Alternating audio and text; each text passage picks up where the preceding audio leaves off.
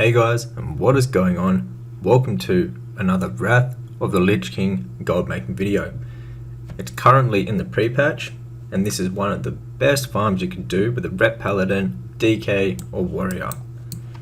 And what we're going to be doing is soloing Blood Furnace.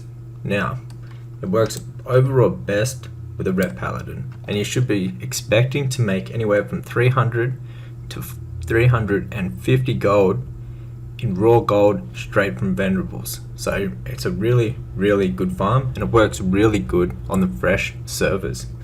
So the glyphs you're going to need for it, you're going to need glyph of Crusader Strike, and you're going to want glyph of Flash of Light, because what we're going to be doing, our build is based all around the Art of War proc.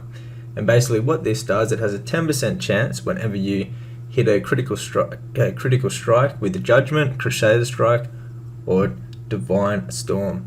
So whenever you get a crit with one of those, it will actually give you a proc where you can get an instant flash of light, or it can be an exorcism, but we'll be using the Flash of Light every single time.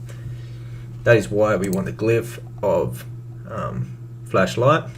So this is gonna help you with a bit more critical chance when you're healing yourself, and it's basically how we're going to keep ourselves up. So you want to be using for the talents, these are the talents right here. You just copy these exact talents. This works best for survivability. Now we really want our retribution aura to be hidden 50% more, so this is a must to take. And then also you definitely need the Art of War, so 2 in this is a must. And then just everything else, just your basic your Ret Paladin build. However, some of these mobs stun, and so what we went for to counter that is this right here. So we went 8 points into the protection tree to get 3 points in this right here.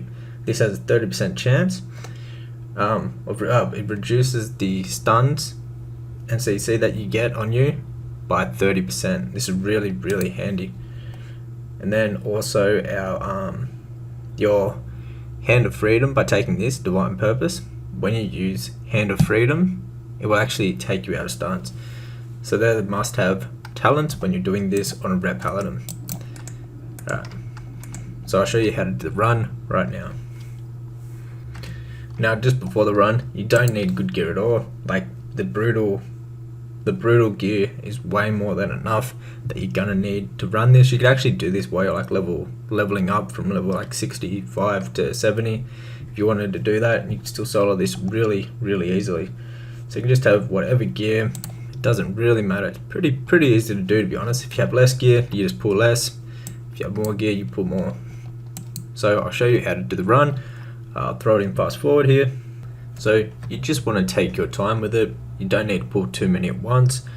Just like 4 to like 10 at a time works really well.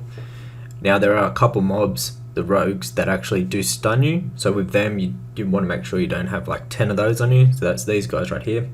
There's a few of them spread out throughout the dungeon. You'll actually be stunned by them. So as you can see just there, we got stunned. You'll want to make sure you're only pulling like 4 of them or a few of them at max, so you don't die. Now if you want more gold making guides for Wrath of the Lich King, just like this one, my gold making guide will be the first link down in the description box below the video. It's got a whole heap of pre-patch farms, a whole heap of Wrath of the Lich King farms, everything you need to know about gold farming, like which is the best class, professions, add-ons, everything like that is inside my gold making guide. So it'll be the first link down below if you want to grab a copy. Anyways, let's get back into the Blood Furnace grind right here. So you're going to get a decent amount of raw gold from this. Well, actually, I started off with 0 gold in the bags and like 0 loot. So by the end of the run, I'll show you what's in the bags, how much raw gold, and how much loot we've actually got. And then we'll head over to the vendor and we'll vendor it all, because this farm can work 100% with venderable items, and you're gonna be making like over 300 gold per hour. So it's really good. As you can see, the bosses go down really easily.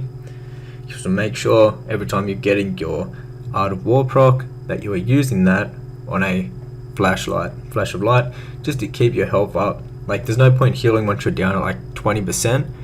If you want to do this right, you want to use it like as soon as you're 90% and then you have a proc, use it. So you want to stay at 100% health as much as you can. Now, these guys here throw bombs, so to counter that, you just don't walk over them, or you just keep walking backwards, and that way you won't actually stand on any, because they do hit you for a decent amount.